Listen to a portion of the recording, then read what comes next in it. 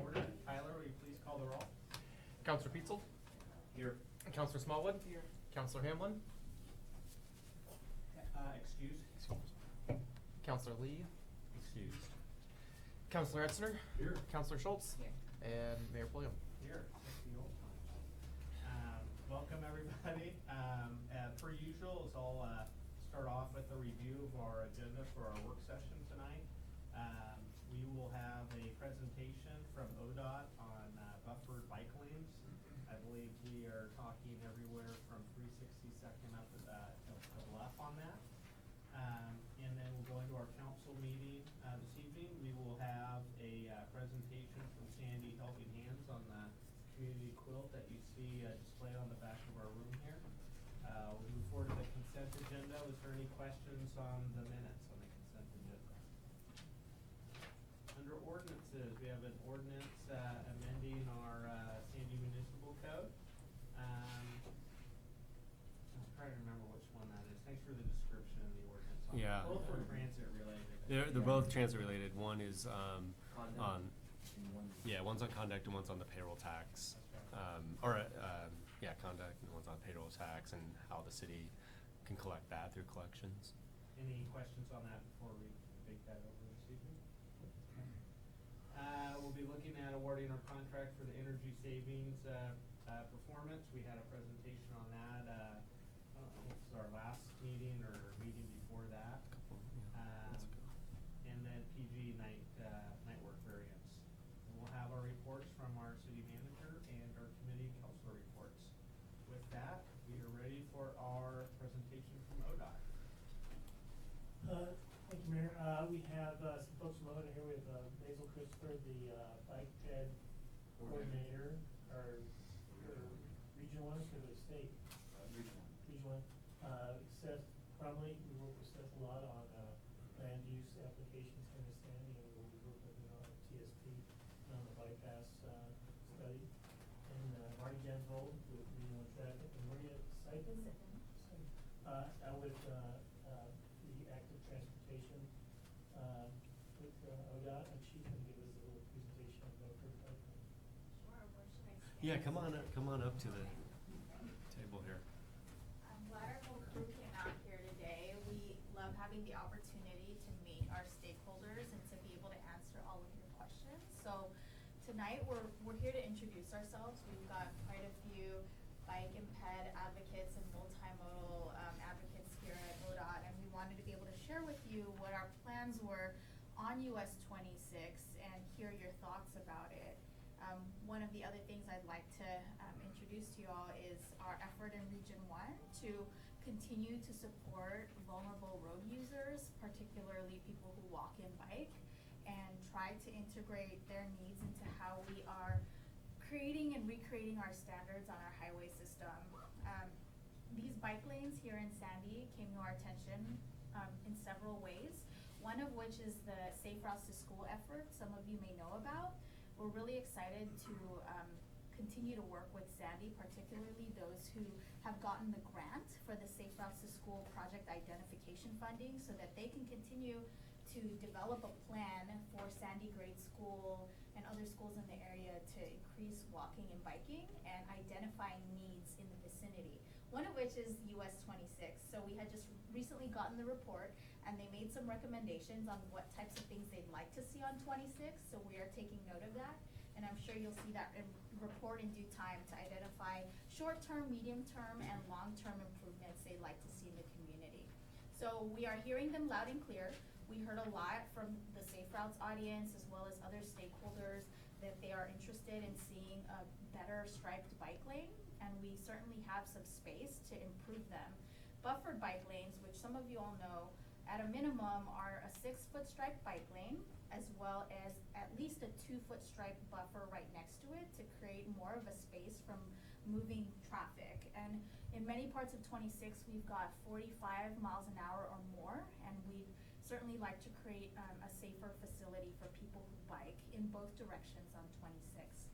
So let's move on to our slide. And you can see here, here's an example of 99E in the Milwaukee area. This is an example of what a buffered bike lane is. We have 8-foot painted stripes with a 2-foot space here, as well as a 6-foot, space right there for the bike lane. So at a minimum, this is what meets ODOT standards for a buffered bike lane. In many parts of our system, you'll see, about a 6-foot bike lane, if that meets standard, or in other places where it doesn't meet standard, you might see maybe a 4 to 5-foot bike lane.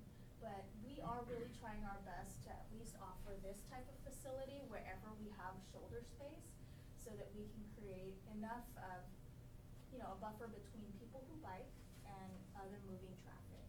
So this is a pretty close example of a buffered bike lane that you may see in Sandy as we, try to move this striping plan forward. Next slide, please. Do you mind asking questions in a minute? Go for it.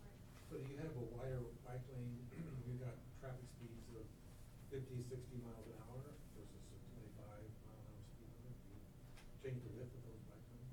Well, our bike lane treatment, currently, we are trying to achieve 6 feet with a buffer, regardless of speed. I know in some places, you might see a Shara, which we are phasing out. You might also just see a 6-foot striped bike lane, but where there are higher speeds, we'd like to see more than a buffer, to be honest. We would like to see a vertical element wherever possible, which might be a plastic flex post.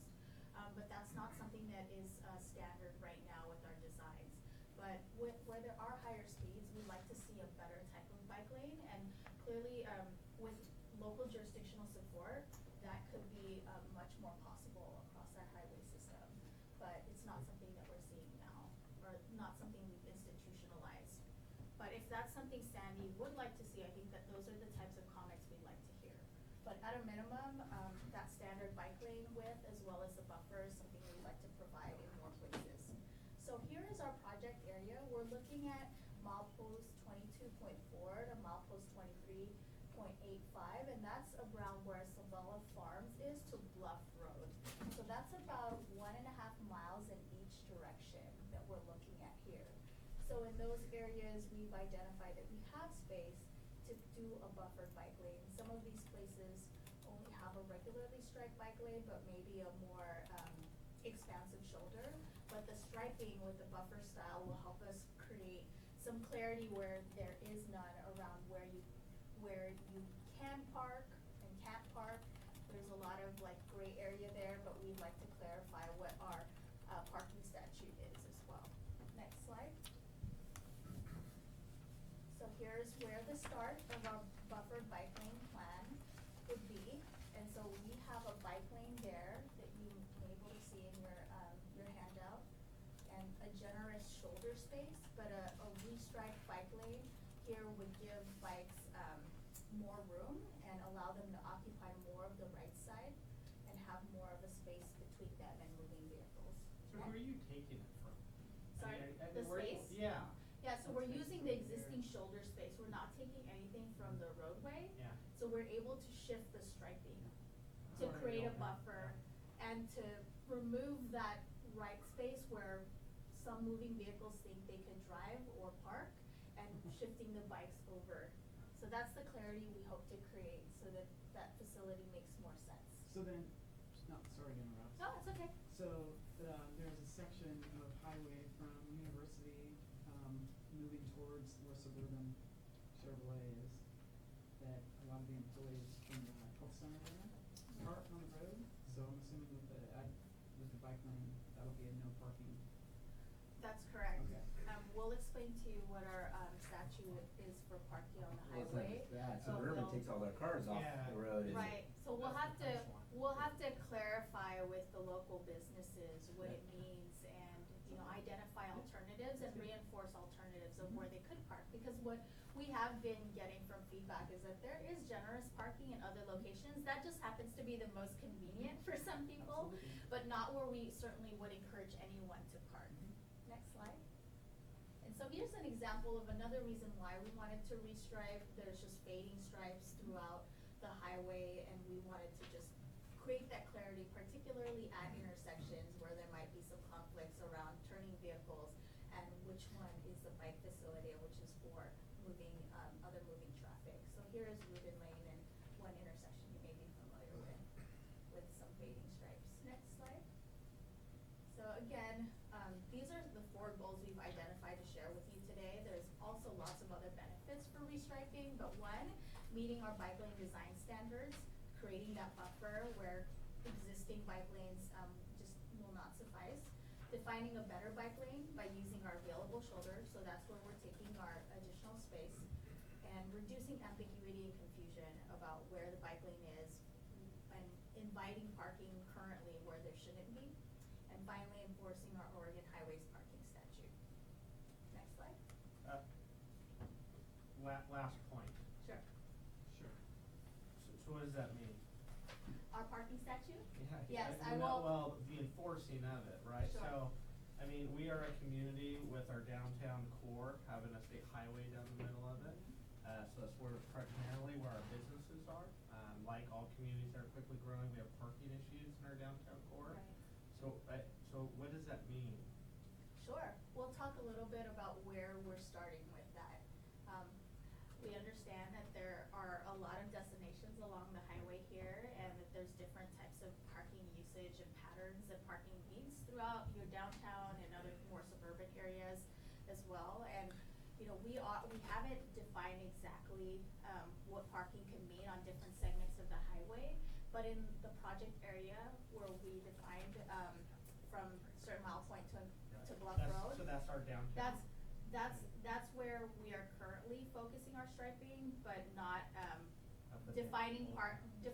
parking in other parts of 26. So right now that's our starting point, and we are really trying to collect feedback on what you think is needed to make that feasible, and what you think our barriers would be to the striping project. But your goal is you're gonna wanna keep going though, right?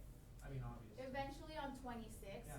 there are several plans that cite wanting buffered bike lanes here, Mhm. a safer bike facility. This is our starting point. I think if we can successfully restripe here and get the encouragement from the city to keep going, that is something that we'll look to find more funding for that kind of investment.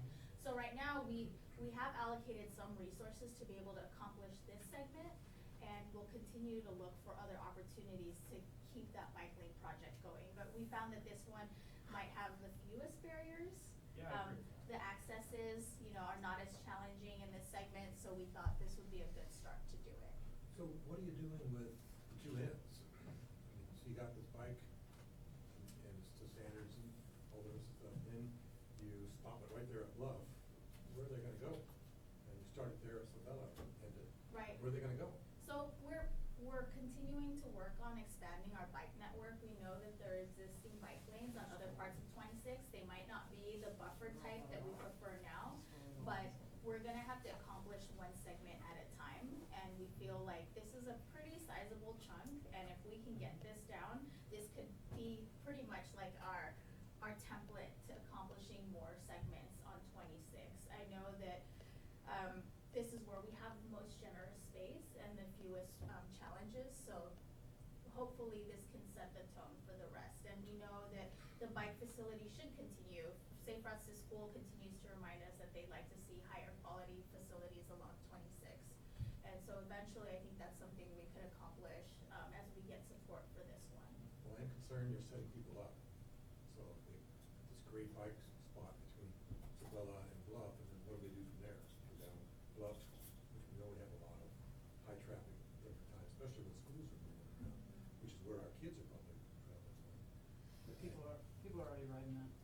I know. There's a bike lane Bikes- on the end of couplet. There Yeah, is. just Yeah. expressing a concern. There's No, slow. I know, but I'm just saying, cause I ride that pretty frequently, you know, you just ride on the side of the road. But there is a bike lane that goes through the couplet, like Yeah. you Sure. said, so it's not, the bike lane's already there. Yeah. Right. You're just saying Right. you're putting this buffer, this other line. Right. Right. Maybe those little bumps, so when your car hits that, they go over. Right, I mean, there could be, we could continue to brainstorm other ways you'd like to see our bike lanes being enhanced, and I think the buffer is an upgrade in the short term, and we'd like to put that down as we try to explore other ways to upgrade the bike lane, like maybe in the future, if we could acquire the right of way and have the funds to do it, a separated facility, but we'd like Sandy to start somewhere, and we understand that this is just a limited stretch, but if we continue to see that the ridership is increasing in Sandy, and as we see recreational use, thanks to transit getting people up to Mount Hood, we're seeing lots of different types of cycling now, all year long, and I think this is a start. So exactly why we're here. Is this on both the north and south side Yes. of the highway for Yes. that area that you've identified? Yes, and the north side, you know, like certain commercial areas there might have like other challenges, but we are trying to create a striping plan to mitigate any types of turning conflicts and, you know, try to create consistency with the buffered bike lane wherever possible. Because there will be right turn lanes where the buffer will disappear, but, you know, those are some ways that we're trying to figure out how to work around it. So the more input you get from us as a location, then what you're saying is the more ability there is. to Absolutely, and I continue. could have Seth and other folks chime in as you all are working together with ODOT on your downtown plan, updating TSPs, the Mount Hood multimodal plan. There are so many opportunities where Sandy could be loud and clear about what you'd like to see for bikes and pedestrians. We're also looking at buffer bike lanes as one way to continue to create even more of a buffer for pedestrians on the sidewalk. So this for us is a start, so please let us know where you do see gaps. I know lots of folks from Sandy have written to us one way or another about, you know, sidewalk issues and ADA issues. For us, this is one way for us to start getting that multimodal support in Sandy, and buffered bike lanes were our low hanging fruit. Okay. Next slide. So I'll have Marty give you more context around this issue and why we are investing time trying to figure out a good bike lane design here. Marty? Thank you. Thank you.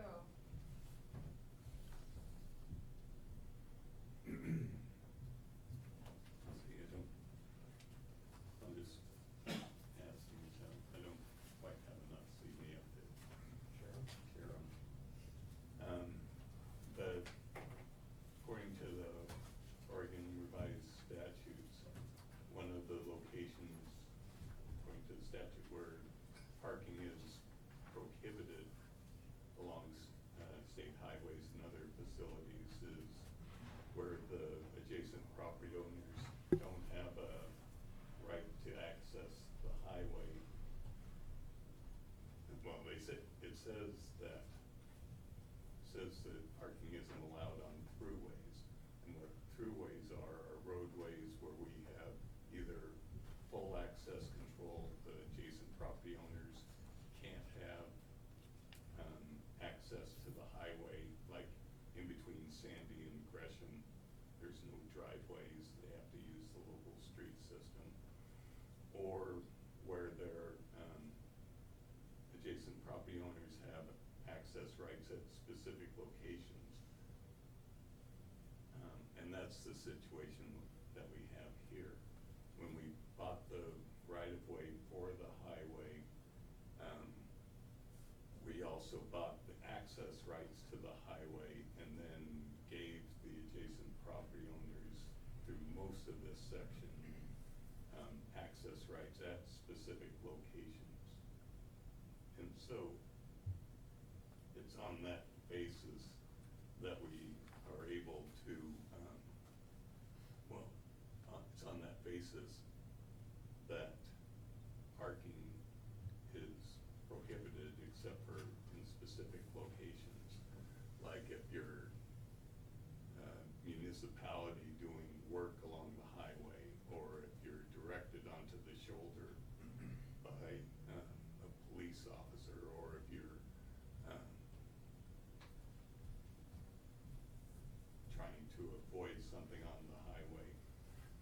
So actually the parking that is occurring out here primarily out around suburban Ford, and also the toll gate in occasionally they'll have people parking there. That's actually illegal by statute. And so one of the things that we'll be doing by putting in the buffered bike lane, we hope to kind of clean some of this on-street parking up. Is it different on the couplet then? That's not It's considered a different. throughway? It's different on, yeah, we don't have the access control in the couplet. Also, according to the Oregon Highway Design Manual, it discourages on-street parking when the posted speed is 35 or more, which is most of this section. When we get into the couplet, we're at 25, and our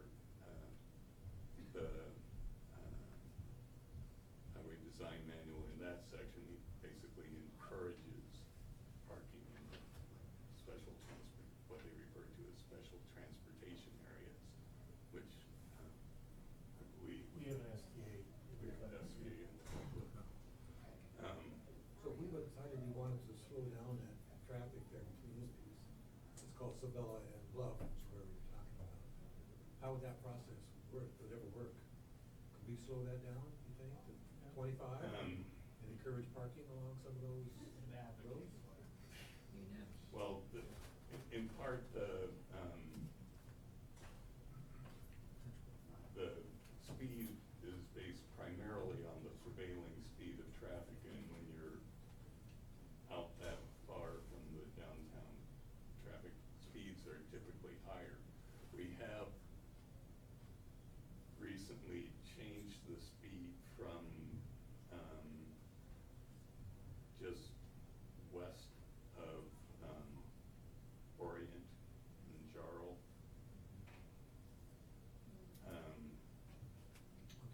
Past to about 362nd. It used to be 50 miles an hour. We moved it down to 45 because it was, in part because of the traffic conditions in the more rural part of that section, less developed. Or putting more Given commercial? the transition from the 55 farther out to the 45 and 40 as you come into town. Okay. Let's see. Well, I think one of the benefits of the buffered bike lane could encourage people to slow down, especially a lot of people are using the bike lane. There'll be more visibility for other users. I see the picture that you have there, and it looks like it's been used since the day those buildings were kind of put in place there. The medical office is the one that, they have no parking in the parking lot for their own customers to come to. But you also have enough distance there to park there too, so, that would be a. I actually disagree with that. Well, anyway, that's, from me attending, when I go there, the parking in there is, very tight, and having a hard time finding a spot when you go. But anyway, you do have enough space in between there, so are you gonna take that whole thing all the way to the sidewalk as being a bike and paint it, stripe it? Like a different color, like a yellow or red, or? It would just be white striping. Typically you have, right now you have in between these two lines, the bike stencil, you know, the little bike symbol and the arrow or whatever. Right.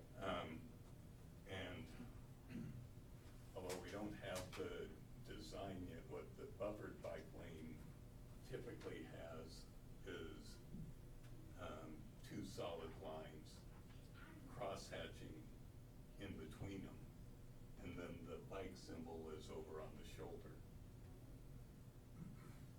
So this parking, again, is actually illegal based on the statute. And so I know that in this section and the section out in the vicinity of Champion Way, and maybe some other locations, I believe when the car dealership went in the 90s, and when the Forest Service office went in the 90s, we were anticipating putting in a 6-lane section here, and that's why you have a little bit more room in these two locations, because these developments came in at that time. Through most of this corridor, you have a 10-foot shoulder, which is the 6-foot bike lane, and a 4-foot shoulder. Well, we're not against the Of additional that, and lanes. so we're kind of swapping that around. Anyway, I'm just, Yeah, no. And as we've been working through lots of the communities along 26, there is a greater vision to build a multi-use path in many parts of 26. So we are trying to continue to reserve this space for bikes and pedestrians, and using the buffered striping design now allows us to continue to use it as a placeholder. So as communities ramp up with some of their efforts, like in rhododendron and Welch's, that are trying to envision we're using shoulder striping and bike lane striping to hold that space. So this is like one area where you are seeing a lot more room, but there are parts of where people are parking along the couplet in your STA that have disadvantaged biking to some degree, because the STA has allowed for a narrower bike lane, which you'll see oftentimes the car doors encroaching in the bike lane space, and that's been, I know, an increasing challenge for people who are using bike lanes in the summer. They notice often that biking there is a lot more challenging, there's a lot more use along the highway, and the bike lane is narrower, and they ask, why is that? And that's also attributed to the STA. So wherever we can widen the bike lane and create that buffer space, we'll try to do so. Striping is one of the easier things that we can accomplish, and we have the room there, so we'd like to go for it. We haven't talked about timeline, but after tonight, we'd love for you to share if this is something you support. The sooner we can get your support, the sooner we'll continue pursuing our design phase and trying to continue to get this moving forward. It was something that my manager advised us to do tonight, is to speak to you all, because she knew this was something I was working on. It was something we could have striped on our own, but we felt like this is one relationship we wanted to continue to have, especially as we're working with you all at St. Francis School. They wanted to see their ideas come to life, and this is one of the ways that we wanted to honor the process here. So your feedback tonight, as soon as you can, share your input, any challenges you'll see us having, any ways we can mitigate those challenges, we'd love to hear it. And you mentioned the business owners along there. You would be speaking with them about this parking situation now and strategizing what they can change? Yes, well, ODOT will be working with them, as well as leaning on some of your city staff to help make those connections, because we know you all have more intimate relationships with these businesses, and they know how it's being used, and perhaps they can also suggest a backup plan for those who need to park here.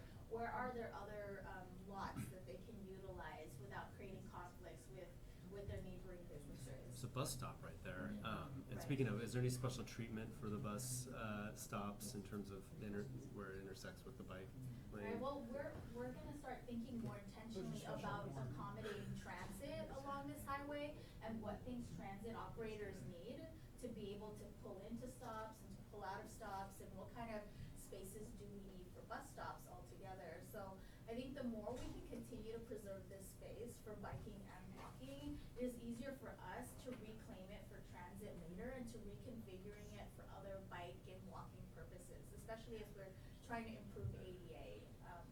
Continuing to hold this space sacred for biking and walking is one of our ways that we can really look into the future for accommodating bike peds in transit. So, questions, staff? So as mentioned in the 90s, you know, the more lanes going down the highway, is that still at all within I know it's not something we're talking about today, but is it something that, as council kind of deliberates and thinks about what we want, the direction, or kind of what, or feedback we want to provide you on these bike lanes, is that something that would still be looked at in a TSP or in a study down the road that we'll want to be thinking about? Because she's talking about blocking things off for future use. Is that something that could be in this discussion in the future? Yeah, certainly. I know the last TSP update, you all looked at additional lanes on the highway, and you looked at the bypass concept, so I think we can revisit those things at the next update. I think like Maria said, it's, in a sense, it's claiming the space, but it's also leaving it available. You're not putting anything physically there, so if you decide you do need it later for vehicles, expand the biking bed further outside of that, and you still have it available for you. Okay. Thank you.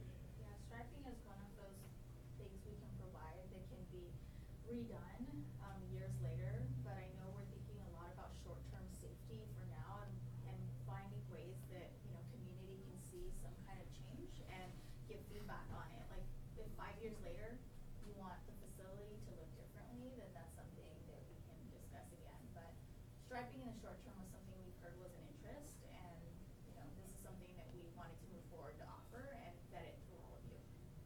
Well, we're right up on the 6:30. Yeah, just a couple comments. You know, I'm for that buffer as a runner. There's runner. Oh, you do? Gotta get that in there. Anyway, they give me a hard time about talking about running, but He's got a couple more he's gotta get to before. as I run up there though, the section between Reuben and University though, there's not much space there, and there's no sidewalk there. And when you guys redid the highway, you didn't put the sidewalk in, like everyone else had to when the highway got redone. But it's very narrow, and so running up that in the dark, having either ground in those little bumps or bumps on top of the paint would be highly recommended, as that can help someone that's not seeing, realize where they're at, because I have had cars swerve in there, whether they're not paying attention or whatever it may be. Most of the time not on purpose. Yeah, hopefully not on purpose, but anyway, but the point being is having that is an actual feeling of the car as well as that. So the lines are gray, it's visible, but having that feeling there, that is, in my opinion, a low cost part of it. Sometimes you see them, there are little bumps Yes. above it, or they grind down they grind down every, foot or whatever that creates that bump.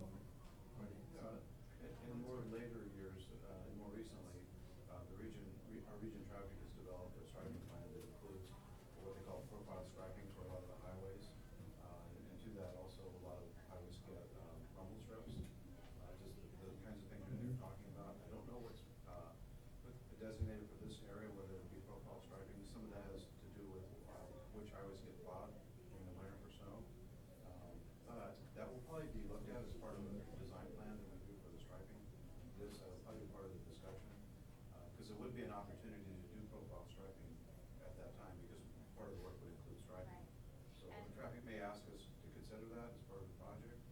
We don't know at this time, because we really haven't started at that point of design, so we're just kind of right now just kind of sharing information, getting input, kind of helping us to determine what we need to do here. And our final pitch as we close out is all of the specific things you're mentioning now, those are the types of things we'd love for you to relay to your city as you're crafting your TSPs, as you're updating plans. The more specificity you can include about the types of sidewalks and treatments and multi-use paths, and safety improvements you'd like to see in those plans, that allows like the road manager, like ODOT, to be able to see what Sandy wants. Otherwise, we'll default to our standards, and that's where we'll start with. So the more specificity you can share, that's great, and that's what Safe Routes is doing now. They are telling us exactly what they want, and we certainly want the schools to be driving what they like to see for smaller people to be able to navigate these streets alone. So And with thank safe you for your roads that time. you bring up is also crossing 26. Right, absolutely. That's the biggest danger, just trying to get kids from one side of our highway to the other. Right, crossings are a big So- priority for Safe Routes, so I know you'd love to read that plan as soon as it comes out, and we're here for you to hear all of your comments, but let us know if this is something you'd like to see, and we can move forward with it. Thank you very Thank much. you. so much. All right, maybe we'll bring it up during our council report tonight, have a short chat about it. All right, with that, I'll close the work session into our council meeting.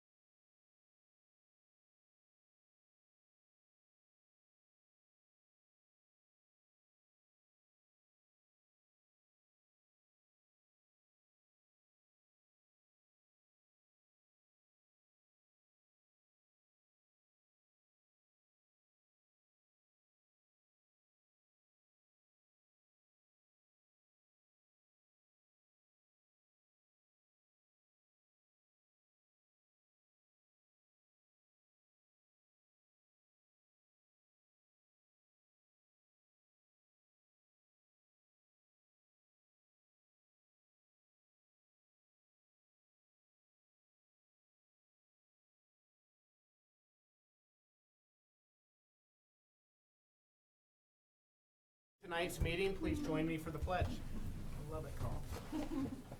I pledge Allegiance to the flag of the United States of America and to the republic for which it stands, one nation, under God, indivisible, with liberty and justice for all.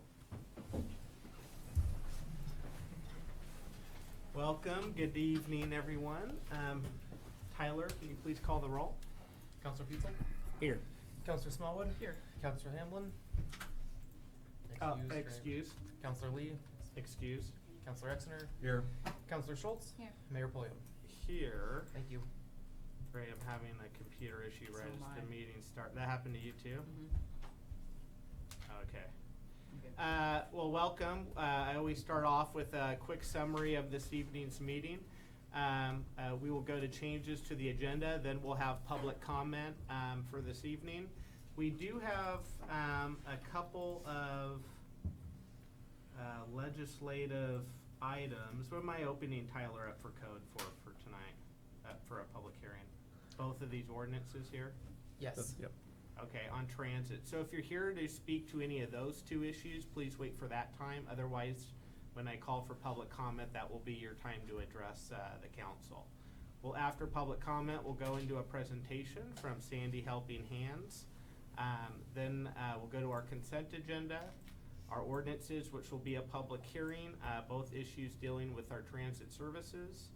Then on to our new business, awarding our contract for energy savings performance, as well as a variance for PGE to perform some night work. And then we'll go into our city manager and council committee and council reports. So with that, are there any changes to the agenda? Okay, seeing none, I will move on to our public comment. This is your time to address the council. You'll have up to 5 minutes. Please state your name and address for the record, please. Seeing no public comment, this is now the moment Sandy Helping Hands has been waiting for. Please come up to the podium. Oh, I recognize you. Do I need to state my name and address? And address, Is that please. awesome? Mackenzie Pulliam, 18751 Pacific Avenue, Sandy, Oregon, 97055. Good evening, everyone. We want to say thank you so much for having us here. The board of Sandy's Helping Hands is so proud to unveil our community tree quilt. This project was meant to help spread our mission of neighbors helping neighbors.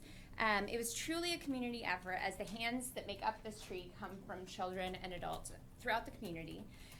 We hope that this quilt helps remind our community that we are all in this together, and that, in the words of Audrey Hepburn, you have two hands, one for helping yourself and one for helping others. We want to thank all the community members and volunteers that help make this project possible. And we want to extend a special thank you to Terry Clark and Marie Anderson and our Sandy Helping Hands board for their work to bring this project to life. So it is our honor to donate the community tree quilt to the city of Sandy and neighbors on behalf of Sandy's Helping Hands. Thank you. Good job.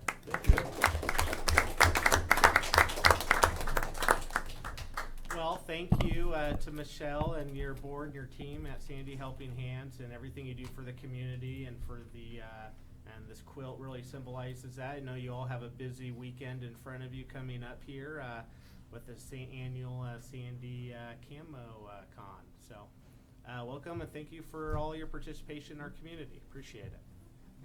And you can go if you want. You can also stay.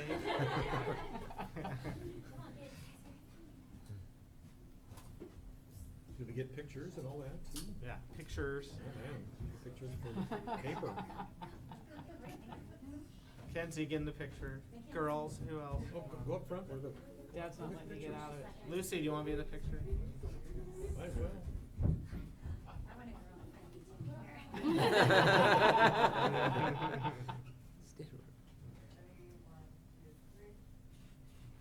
Perfect.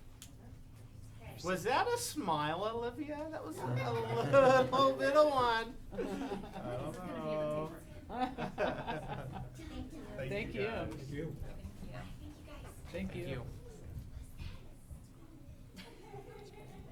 All right, moving on to our consent agenda. I'm looking for a motion to adopt. Move to adopt the consent agenda. I'll second. I have a motion from Counselor Schultz, a second from Counselor Exner. All those in favor signify by saying aye. Aye. Opposed? Motion carries. Moving on to ordinances. I will call this legislative public hearing to order for ordinance number 5.05,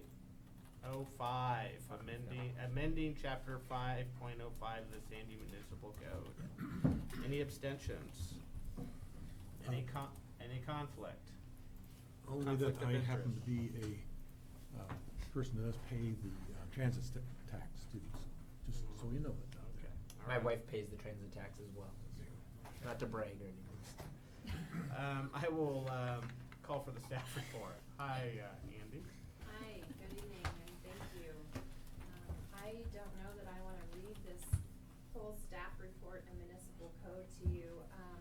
I just want to give you a background, and as you mentioned, a couple of you pay the transit tax or have partners who pay the transit tax. City of Sandy collects the payroll tax, and that tax supports the transit system. We use it as our local match for all of our grant writing. So it is the backbone of our transit system. Our code currently outlines that if a business hasn't paid within 30 days, we are able to issue a citation to that business. And this began in about 2013, which is also about the time I came on board. Since then, we've had 63 businesses to which we've issued citations, and we've had 14 businesses who just do not show to court. When that happens, the citation is sent to collections, but it's not written clear enough in our transit tax code to send the transit tax to collections. So what we are trying to do today is just broaden our ability to collect on this tax. I did bring just a sample to give you an idea. The transit department, first of all, we don't just send it within 30 days. We send the form to each business 30 days before it's due as a notice that they have a tax to pay and as a courtesy. If it's 30 days past due, we give a courtesy call that they haven't paid their transit tax. It's 45 days past, we send them a nice past due notice. 2 weeks after that, we call again. It states that we would then go into citation, the pre-citation letter 2 weeks after that. We actually give them, we do this for a year. We do it for 4 quarters worth, or if they only pay once a year, we give them a year's notice. So by the time they are to the process where they are receiving a pre-citation letter from the transit department, we have gone through 4 quarters worth of 2 to 3 phone calls and 2 to 3 letters. Then they get the pre-citation, they get a phone call that says, I'm sorry, but due to where we are in the process, we're about to send you a pre-citation letter. That pre-citation letter is the 30-day notice, that they have 30 days before we issue a citation. If we haven't heard back from them, or they haven't tried to become compliant with what's owed, then we do send it to the chief of police and he issues a citation, which is a $500 citation. All right. Any questions before we go to public testimony? Yeah, a couple questions. It's a $500 citation on large or small business, regardless of the size of that. Yes. And the other question I had, I know and I just know a little bit from my wife's, she has piano in her house, no, 0 employees, just her. But can that, and I think from before, is it's separated from the business license itself. Can we not tie that to when they pick up the business license to where they pay that at the exact same time? Because that would help out your end of the thing. Mm-hmm. So, when a business opens and they get a business license, that department will send us a notice and we send a letter saying, welcome to the business community, and as part of that, there's a transit tax, lays out how they pay, etc. So the 2 departments, we work together, just recognizing the different businesses that are in town. When businesses renew their license, we get a list of that as well, so that we are aware that they do have a business license again. Can we just put that on as a line item though? When they pay, cause they're paying to the city regardless. So transit tax is a self-reported tax. I send them an estimated amount owed, but it's a Yeah. self-reported tax. As far as the business license, we used to, when we would issue a citation for we would also check to see if they had an active business license. Some businesses we found weren't paying their taxes and had no active business license. However, the planning and development department have started their own process of tracking and following through on businesses and business license. So what does TriMet do? Do they do a pretty similar? The state collects on behalf of TriMet, so. So I guess what does the state do? So the state is, They never let me out of it. very heavy-handed, Yeah. yes, What? and, Yeah. and come after them. Yeah, and my guess is similar, like Wilsonville and Canby. Do they do similar? Canby sends to collections. They send to collections. Yes, as does, yeah, I believe Wilsonville does as well. Counselor Exner. So I know there are a number of us, myself included, don't have a business license that have paid transit taxes. And actually, I think you've taught these tax preparers, because my tax preparer includes in my tax preparation every April the sheet for the transit tax. How are you reaching out, or how are you defining some of those who don't have business licenses that aren't required to have business licenses? I am not following through businesses having or not having a business license because that's not my department. I am following through only with the transit tax at this point. So how do we reach out to them? We do talk to one another so that we're aware of what businesses are in town. For realtors, we do check the realtor state list to see what office the realtor has assigned their business to. And we, as you know, send lots of information to realtors about how you apportion taxes, if you need to apportion your taxes, and that you can submit all of your taxes to Sandy because that is where your business is located, and so forth. But we are not looking for your business license. Thank you. You're welcome. Has he been paying his? I don't pay one. I don't buy one. But there's probably more than just realtors that are having commissions within the city of Sandy, and I'm thinking that there might be a number of them. Just in the realtor side of the world, we've increased our population by quite a bit since the recession stopped, and so I just wonder how many we're missing in that arena too. Yeah, so like I said, for realtors, we do checks to the state real estate licensing board, I believe it's referred to, and there's a list of what realtors are with offices according to their location. Leave the insurance agents alone. Did you have a question? Yeah, two quick questions, and I apologize for not knowing the answer to the first one, but Okay. how is that transit tax assessed? So you take your gross payroll, Okay, and it's multiplied by .006. okay. If you have no employees. Then you would be a sole proprietor, and it's your net earnings, Yeah. and that Yep. would be reported annually, not quarterly. And then of the taxes that you haven't received, do you know how much how much that is approximately? I A don't. gross figure? I did a quick, just a quick look to give you an idea Yeah. of, we have found it easier with the police department to break them into small groups, because there's a lot of research that's done on their behalf as well, looking up the business license, trying to certify mail or hand deliver. We used to hand deliver, and that was very time consuming. So just to give you an idea of, we just issued 7 pre-citation letters for people up to Q1 of 2019 that had been delinquent for a year or more. Of those, 3 were issued citations and 3 did not show to court. And of those 7 businesses, it ranged from around $350 to $2,900. Plus the citation on top of that, Plus right? the citation on top of that, correct. I think this sounds pretty reasonable. Yeah. How about, how do you know, like home businesses, right? We have a huge home business or people working out of their home. in home businesses. I mean, my wife is an example. She's a piano teacher. No one would know except for the students that are coming, which is not very many of them, but coming to teach piano, like Right.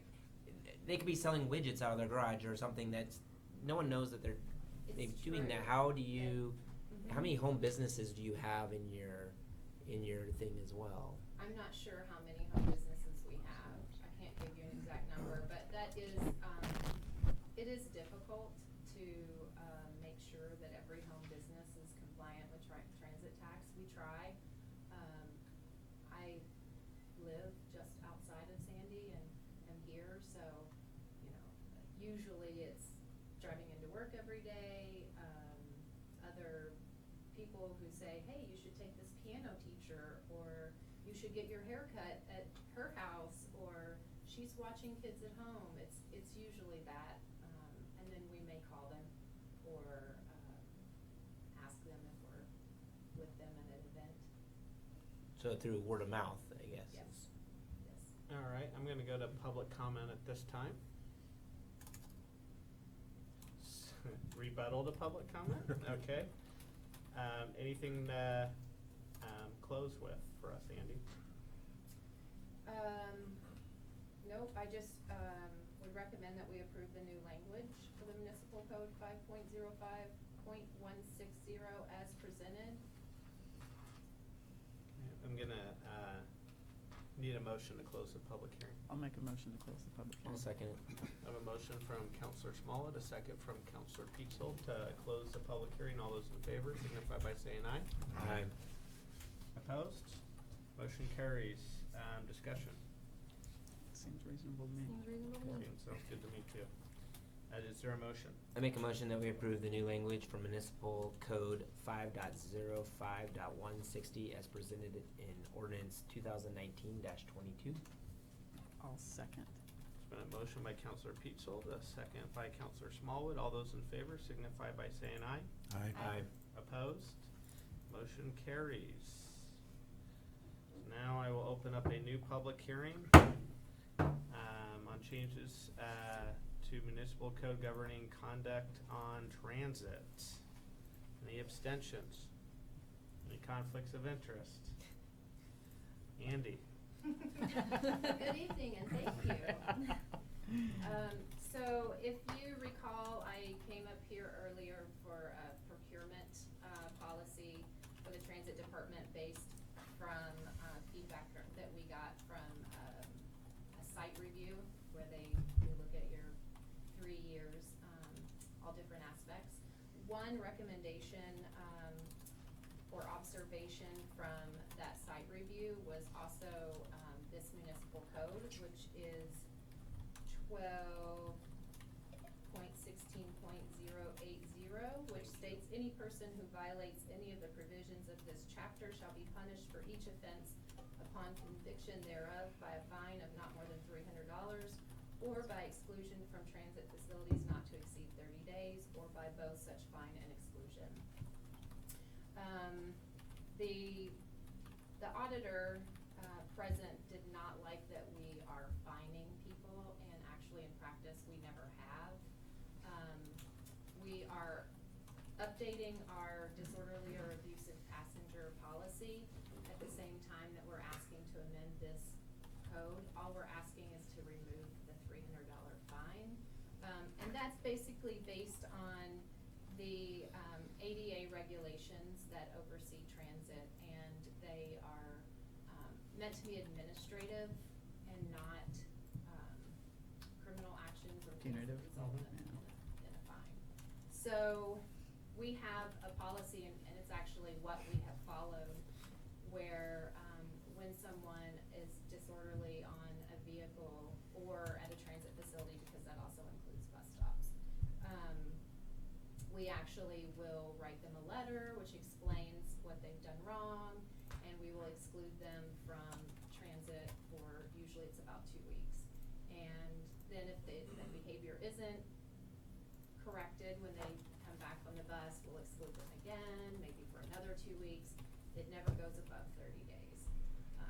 Sometimes we develop a work plan with a passenger through this process.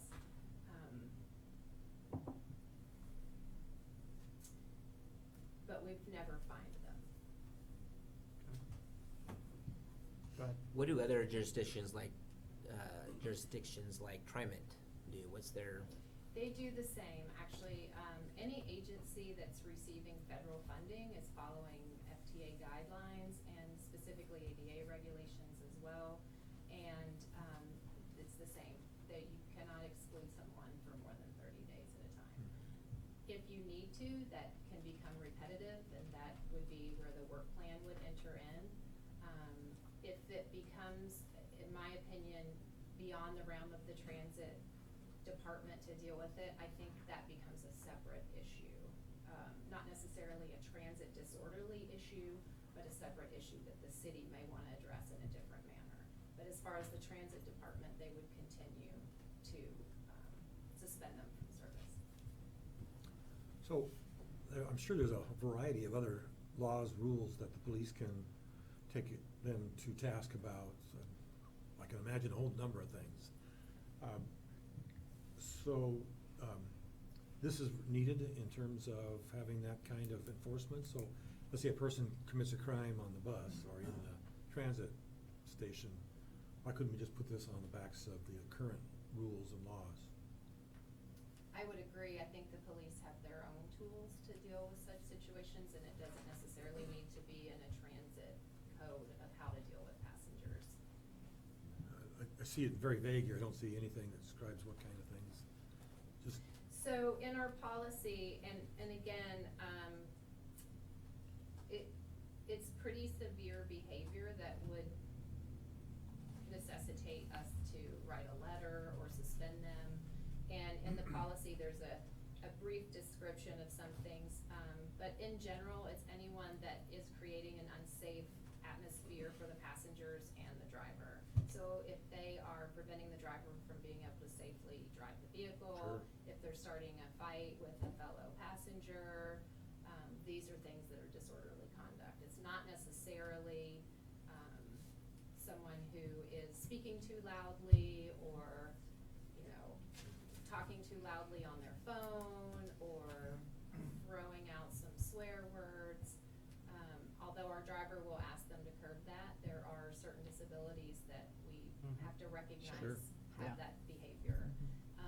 And so it's pretty severe if we're stepping in and writing letters telling them that they're suspended for a couple weeks. so in my mind, it sounds like if you have something that's looks like a crime, you would be able to use this suspension time as well as the police would arrest them, fine them through their processes as well. So it's probably a combination if you're going to see something like that. Yes. Okay. Yeah. All right. Thank you.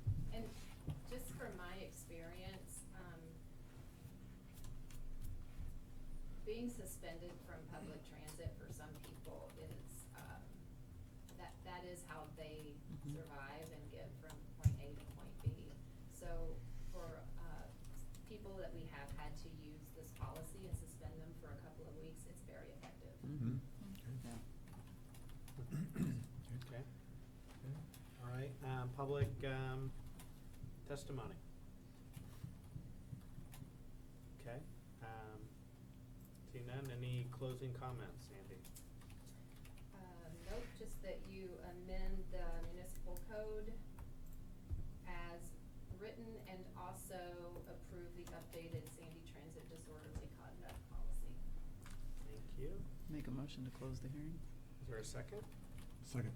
Motion by Counselor Smallwood, a second by Counselor Exner, that we close the hearing. All those in favor signify by saying aye. Aye. Opposed, motion carries. Discussion. I'd like to make a motion that we amend the Sandy Municipal Code 12.16.080 as stated, as well as approve the updated Sandy Transit Disorderly Conduct Policy. And I'll second. Motion by Counselor Peetzold, a second by Counselor Exner. All those in favor signify by saying aye. Aye. Opposed? Motion carries. Thank you, Andy. Appreciate it. Thank you all. New business, awarding our energy savings performance contract. Like, introductions? Yeah, we have Andrew Williamson with the McKinstry here tonight. We've known about Andrew on this project since the beginning. This has taken, I know you've seen it several times, it's taken a lot of steps to get to this point, and this is kind of the penultimate step in the process here. And so if there are any questions, I'm gonna go through the step where you have any specific questions about the plan or the contract, or some of the projected savings. Andrew can answer that for you. So basically, the staff report, we tried to summarize, rather than have you grind through 162 pages of the plan and the contract, we decided to summarize it in the staff report. And then we kind of lay out the costs as well as the projected savings and what the simple payback would be. And there's some assumptions, we're making on financing at this point that, may actually be a little too conservative. We haven't really got to the point where we've actually gone out and shopped this around for financing. So we're using everything's based on assuming a 3% interest rate and a 20-year term for the water AMR AMI project, a 15-year term for the street lighting conversion. And so we did split this up, asked McKinstry to split this up in the contract into two separate projects because, with fund accounting, we have to keep, we can't, I guess we could, but it would be kind of a nightmare for Tyler to keep track of, okay, we've saved this much for water, but this is accrued to streets. And so we asked McKinstry to split it up, and they have. And so that kind of does affect the financials a little bit and the payback a little bit. And then if they were lumped together, but it's much easier for us to keep track of it this way. So we have the costs summarized on the first page of the staff report and some explanation on what stuff like CM, PM, startup. Startup includes just training staff on the software and the equipment, and the vendor will provide some of that training as well. And then contingency is just built into any construction contract. You hope you don't have to use it, but it's a good idea to have a contingency amount identified, and we're hoping we don't have to use it. I think that's the advantage of this ESPC process, is that the contractor, or McKinstry in this case, does a lot of upfront work to try and pin down these prices with vendors, and so you have a complete package when you go into this agreement, a guaranteed maximum price. And so the advantage of that is the risk of having to dip into that contingency is relatively low compared to a traditional design bid build contract. So we're hoping that that contingency would come back to the city as a provision in the contract states. But on the other hand too, it's a pretty small amount for contingency, and I think that reflects the confidence that McKinstry has in these numbers. And then the measurement and verification is the energy savings is pretty easy to quantify and measure, and so there's a specific process in there to quantify those based on the PG rate. PG, streetlights aren't metered. It's a lump sum thing, and there's no electric meter. So people say, well, why do you leave that streetlight burn all day? Well, it really doesn't cost us anything. We pay the same per month per light, whether it was on or off. And so, since they aren't metered, it's a flat rate tariff from PG for each light and each pole. And these are streetlights that we own, so we're not paying the pole maintenance cost on all of them, and then we're not paying we are paying the fixture maintenance cost on them.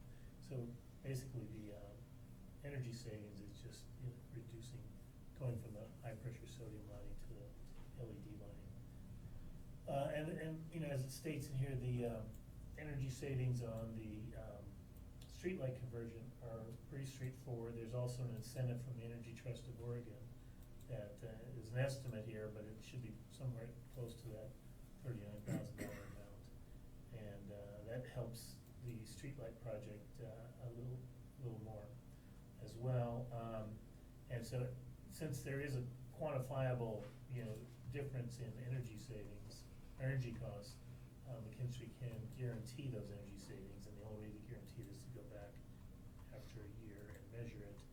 There's 5 years in the contract. We can choose at any time to dial that back to 1 year. guaranteed savings. The water meter conversion is a little trickier. It's simple payback would be great if we could fund this out of the water fund, but we just don't have that kind of cash available in the water fund, so we have to borrow money to do this. And there is not a guaranteed savings in the water meter replacement project, just a guaranteed percentage of meter accuracy. So we'd be swapping out meters that are, on average, about 93% accurate with meters that would be guaranteed to be 98.5% accurate. And so that 5.5% difference is multiplied across the user base, depending on the rate that different customers pay. And that's where the potential increased revenue would accrue to the city. So there aren't really any savings here. It would just be more accurate meters means everybody pays for the exact amount of water they use. That means more revenue to the water fund and the sewer fund as well, because the sewer revenues are based on water consumption. That's where the savings or the increased revenue would come back to pay for the project, but they are not guaranteed. The dollar amounts are not guaranteed, just the meter accuracy. And then there are some operational cost savings. We pay a contractor to read about 85% of our meters now, and the rest of them are read automatically with the radio. So we would save on that meter reading contract. That's about $30,000 a year. So that's where the savings would come from on the water side. The water side, there's some fixed annual costs, or not fixed, but annual costs associated with the software hosting, cellular backhaul, and maintenance on some of the equipment. And that totals about $22,000 a year. We are looking at maybe trying to host the software and the server here on site, but the vendor recommends that at least for the first year, we have them do the hosting, and then if we feel confident in taking that over and housing the server here, we would do that in the subsequent years of the contract. So anyway, this is baked into this amount, at least for the first year, and it just depends on what IT, how they feel, and whether maybe it's a better deal to pay for the hosting of the offsite server.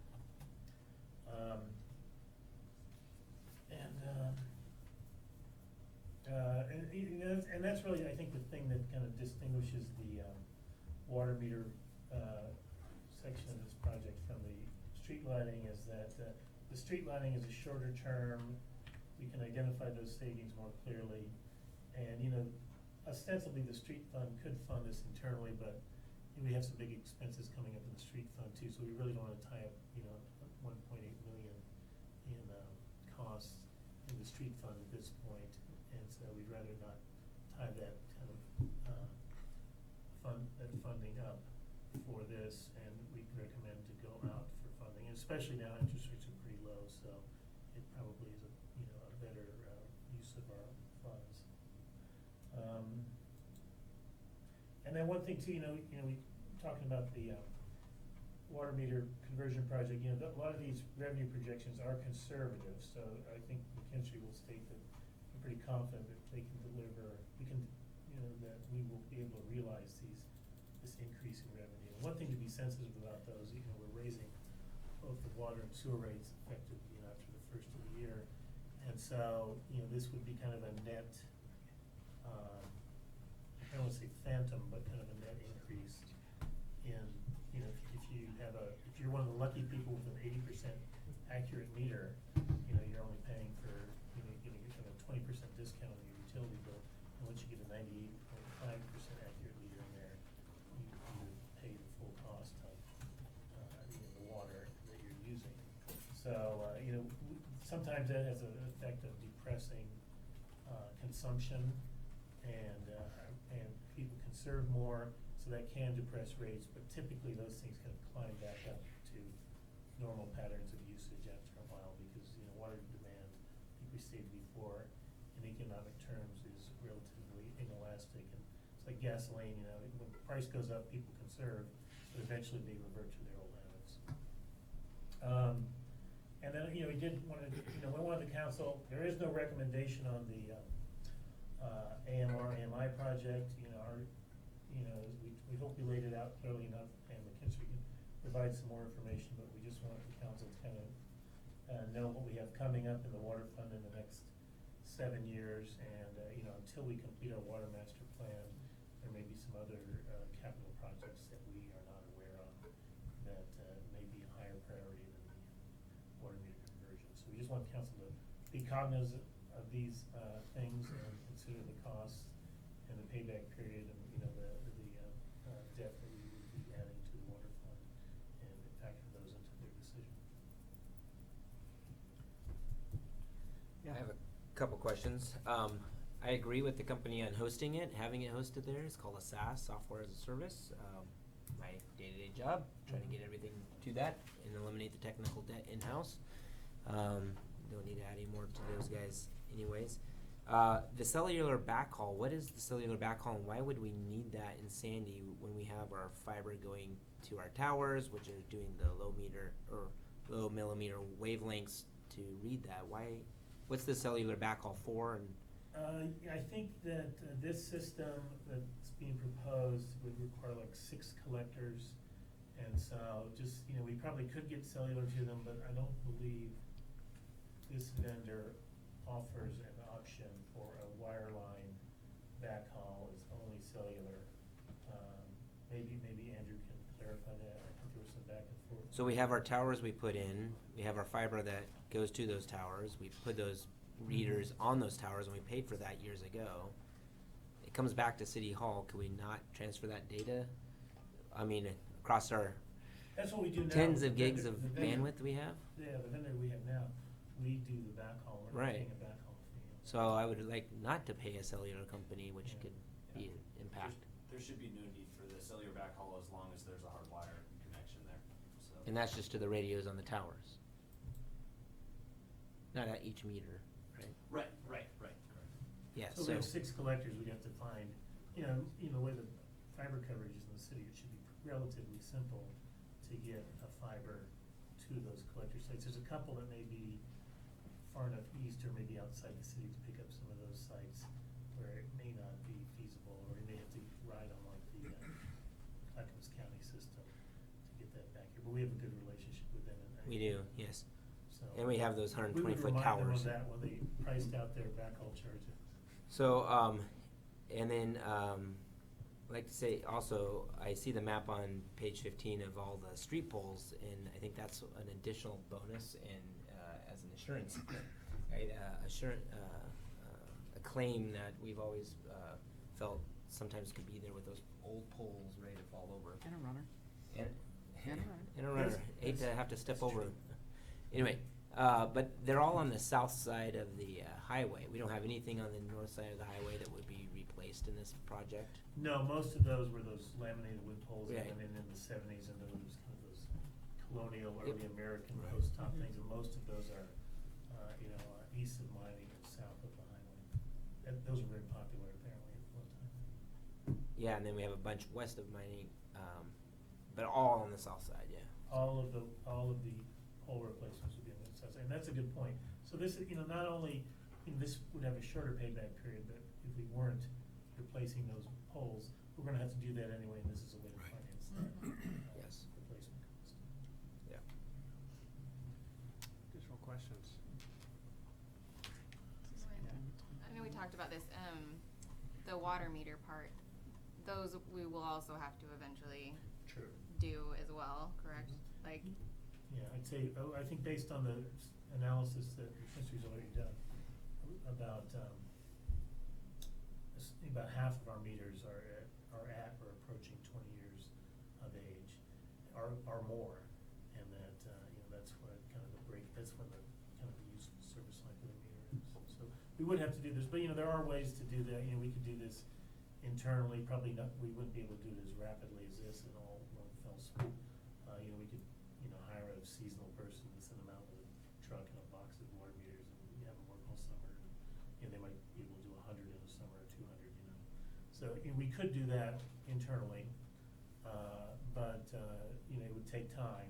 And that's kind of been the barrier why we have this hybrid system where you have about 15% of the meters are read with a radio and the other 85% are read under, the guy on the little moped you see zipping around the neighborhood on a contract. And so, it's just never been, we haven't been able to fund that, that wholesale change. Now, the other bad thing about changing them all at once is every 20 years, you've got one big expense. If you did it gradually, Right. you could kind of space that out.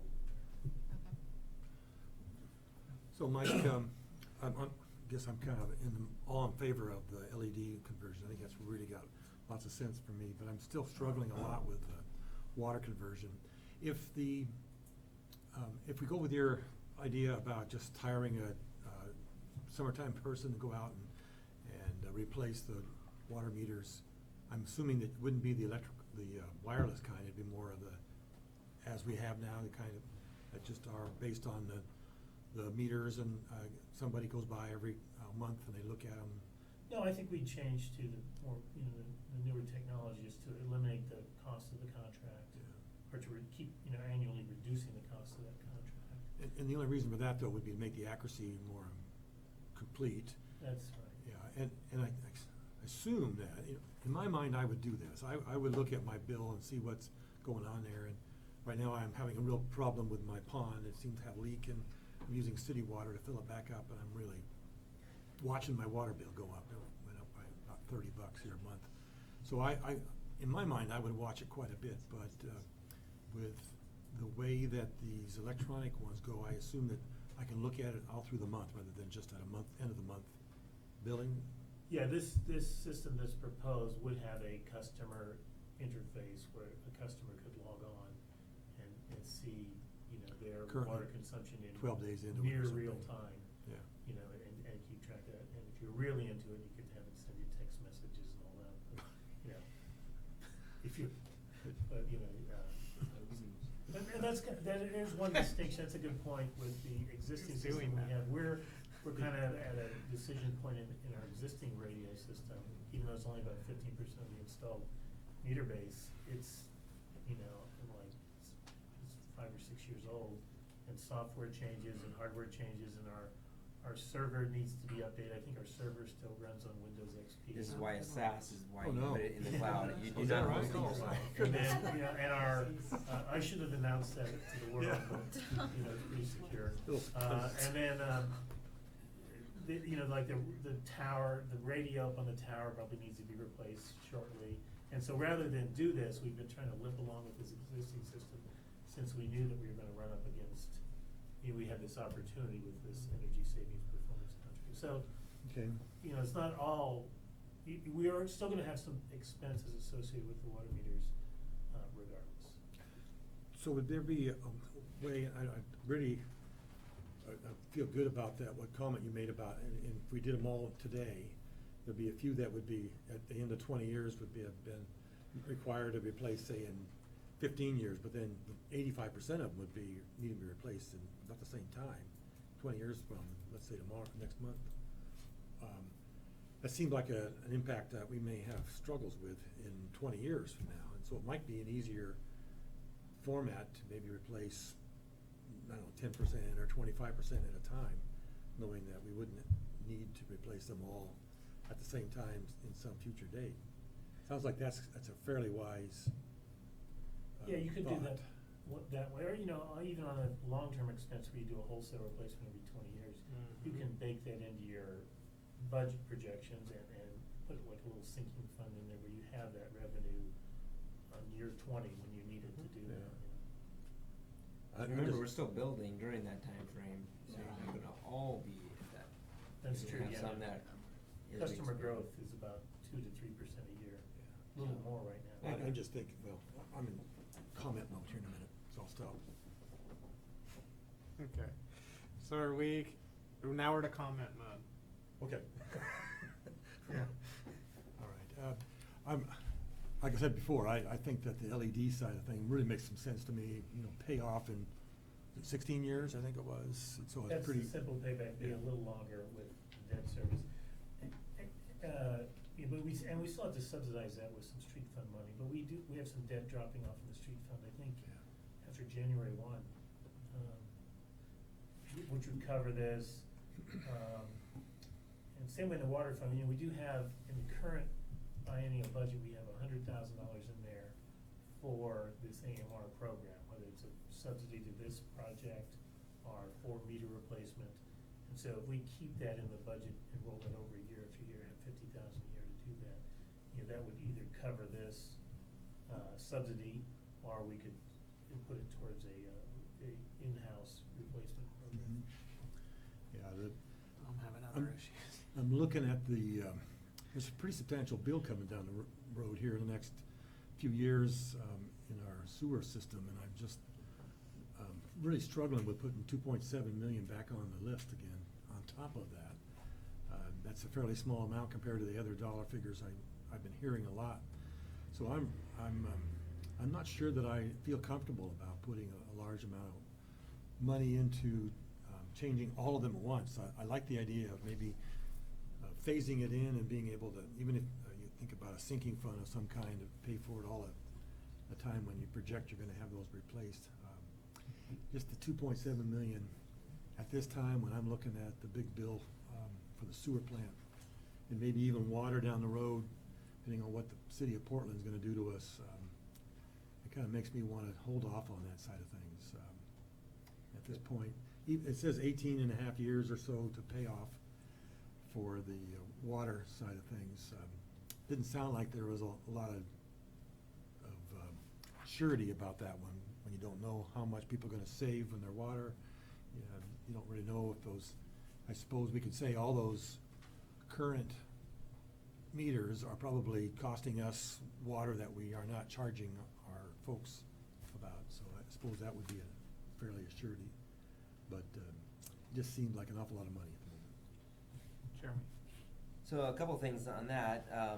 One of it is that we already have this budgeted in there, correct, in the system already. So that, as far as that. In the current plan. Current biennium, it's already been budgeted for this, on that, for that fee. The other thing would be is. You still have to borrow it. You still got to pay for it somehow. We got to go out and get it though, right?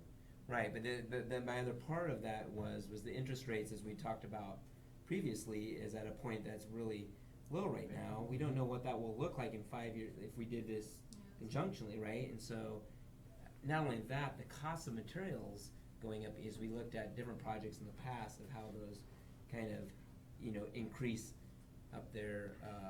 And then the other piece of it would be the ability to, one, for the citizens to be able to monitor their own water usage, but also the city on the other side of it, because while I've been on council, we've talked about how the non-reporting of accurate water is costing us money because we have to produce that water, and as well as going out the other end and being able to charge it so we can go out the other end, but being able to track that and see where those are, as well as home leaks and those type of things in the system for that aspect of things will help us as well. As I always joked around was when I built my house, is like, give me the old water meter, because knowing from learning up here what that meant, on the bill. Now, obviously that was a joke, and I got the brand new meter, but is the recovery on that we'll see, and then that starts compounding. So I think right now, especially with the low interest rate that's going, we've already put this in for the plan for the biennium, as well as that's already been kind of budgeted. And there is savings throughout time. There is that. And, anyway. Can I respond? Yeah. I was on the water consortium here about 3 or 4 years ago. One of the things that they looked at when they did institute some of these new meters and conservative kind of projects, and not to disagree with you, Mike, but I'm going to disagree with you, that they found that as people found the increased water rates created a lot more attention on the consumption of what they had to spend every month. And with the new ability to look at those numbers, a lot of the cities found that their incomes either declined or were not as large as they were hoping to, because people were looking at larger rates per month, or gallon, I guess it would be. And also, they did spend a lot of time watching on trying to make sure that their bills were lower, because they had those ability to look on, call it up, check out on day 12 and on day 22, and to see where their expenditures were, so. Became more educated. It turns out, I think that there's, may not be as much savings as we're thinking about. I do think it also is, putting money aside is a great function instead of borrowing money, where you don't have to pay that interest. And we don't know what the interest rate's gonna be in the future. They're historically low right now, at least in the mortgage side of the world. Someplace around 3%, so. Anyway, that's what my response is. And I think that's a great point you brought up is, you know, as we've over the years tried to help consumers consume less water and make it, you know, I think your point is exactly that, is it helped people identify what they're using and use less water, meaning because they're actually paying for what they produced, what we produced and made for them to come in. So kind of like the shower heads we've been putting out there, and you know, for the last 20 years. Low flow toilets. Low flow toilets and all that. You know, when I'm able to look at my electrical bill and see that, and I go and I decide I'm going to use less electricity because of that.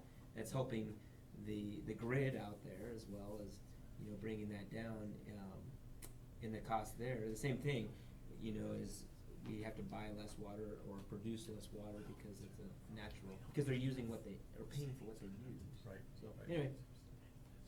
Understand. Oh, no, I've got no question. Yeah, okay, I have no questions.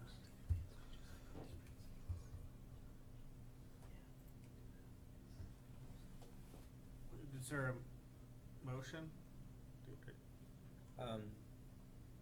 Where is the motion on here? I make a motion that,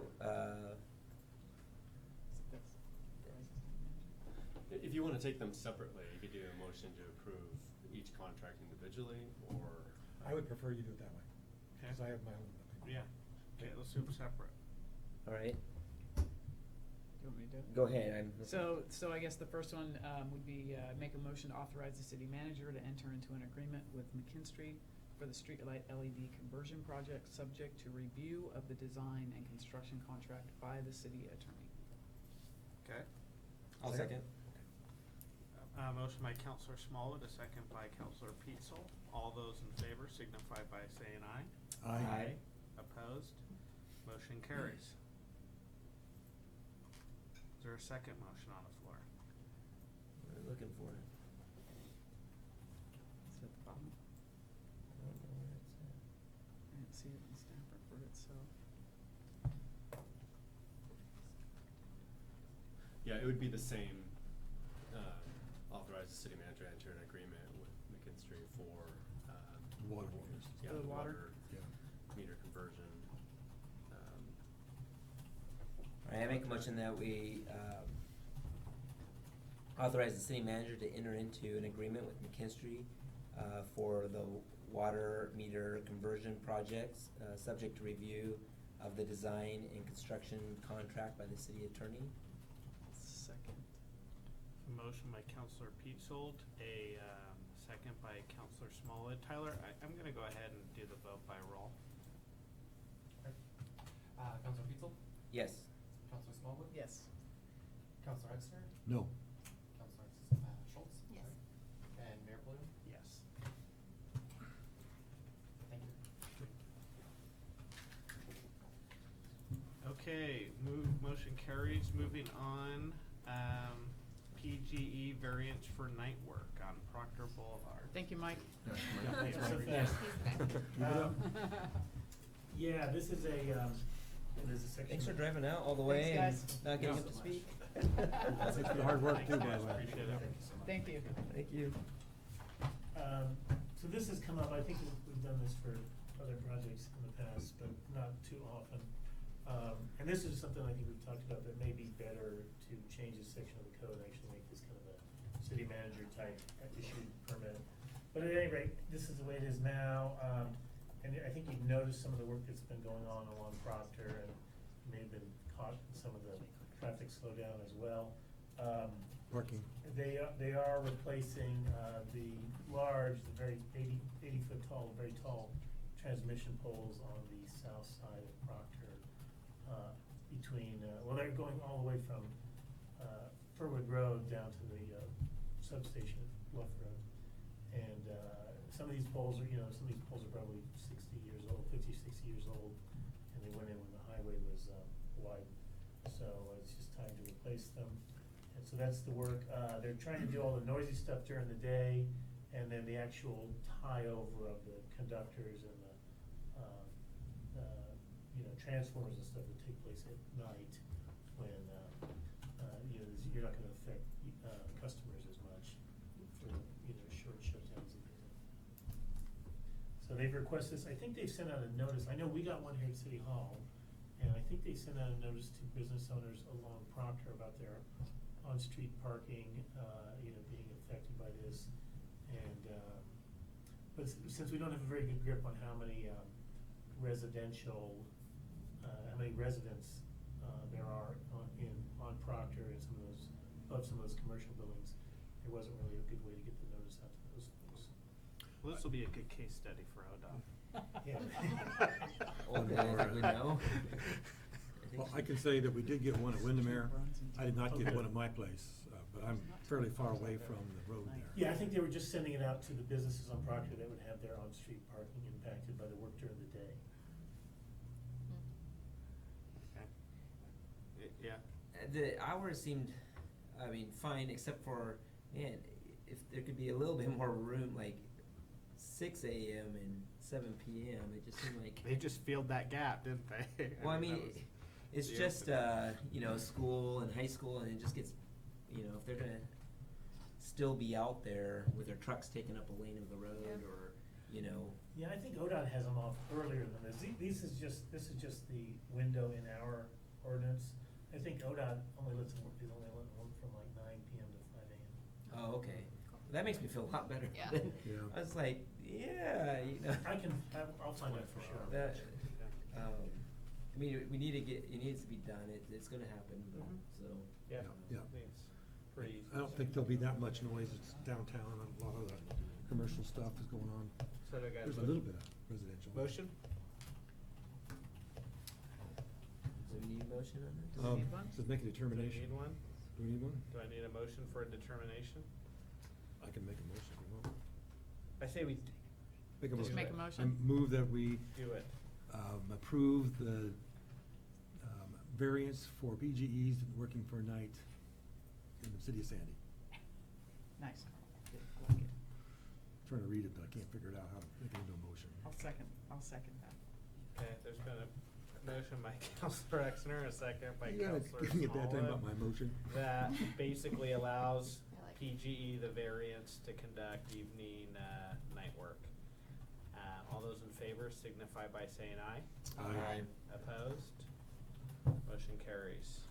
Can I ask a question? Yeah, sure. In the work that going from Ten Eyck and Wolf, east, I noticed they're doing a lot of work down in there. Are they moving those poles back? So I'm thinking about the sidewalk going in there in the future. Are they pushing those I back? think they really don't have a lot of flexibility because, they can't, the strain on those poles is such that they really gotta put the new pole right next to the old pole. Okay. You can't move it back 10 feet when we're there, cause they have to move the whole pole line if they do something like that. So they're pretty much going in the same place. And so the survey and design for the sidewalk project's already been done. So they're assuming, there's, those poles Those are where poles they are are now. where they are. And then, they're gonna be right next to the existing one, so I don't think that'll be a big impact.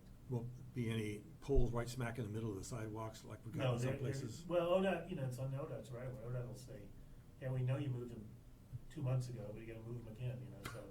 ODOT has the ability to compel them to relocate the poles if that's an issue, but I think Okay. practically they're gonna make the sidewalk move rather than the poles. Okay, thanks. Appreciate it. Gordon? One thing, really quick that we could do for the staff reports, just noticing it tonight, maybe we can add a section, and I don't, if the software allows us, for like a suggested motion or something like that, to kind of just make it a little more clear on, Yeah, that'd be helpful. difference between a recommendation and actual motion. I know it can be a little hard to discern sometimes. Carrie so. used to put them on the agenda and I think I'd like to see it on the monthly a tab or something like you were talking about Yeah. on the staff report. Yeah, somewhere in that cover sheet. Yeah, on the cover sheet. Real quick, upcoming meetings, next week, on the 12th, we're doing the tour of the community campus. I think the easiest thing to do would just meet in the, I think we can open up the pool lobby or something, probably the best place to meet, and start, given the parking's right there, and, we could just meet right inside the pool and then do the tour from there. No need to bring your suit, Counselor. Yeah, don't worry, don't bring your suit. For one night only. And we'll start that at 6:30 instead of 6. I think we updated the time there to accommodate Jan. The community surveys, speaking of the pool, are in the mail. We have 30 that have filled out the survey already online. How many? 30? 30, which apparently is a pretty good response for people just getting a postcard and then taking that and actually going to a computer or trying to do it on their device one. and Any filling of you it guys got out. one? So. No, I was gonna say, who, I haven't Are we checked gonna get mine 'em? now. will we get them? It's random, It's just man. random. It's random. I've heard a couple Really? staff members have received a postcard. Yeah. Okay.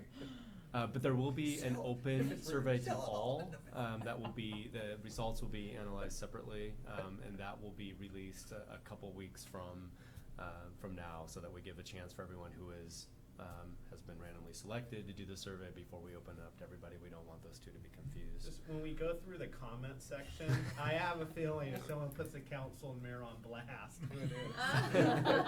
Totally, Lori. Okay.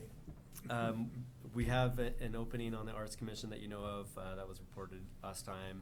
That's still open until Friday. I think we've seen a couple applicants come in, but, spread the word. That does close Friday. Yeah, the Clackamas City's dinner went great. Thank you for attending, and thanks again to staff for organizing that, putting together. I think it was successful, and we had good attendance, and appreciate the Red Shed for hosting us.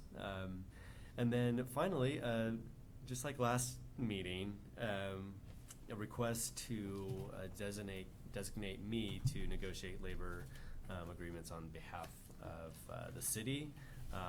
Same issue as before, that we haven't done the official designation, so then we hold executive sessions. In order to hold that executive session, technically you need to do it with the persons designated by the governing body to carry on labor negotiations. So a similar motion to designate the city manager to conduct the deliberations with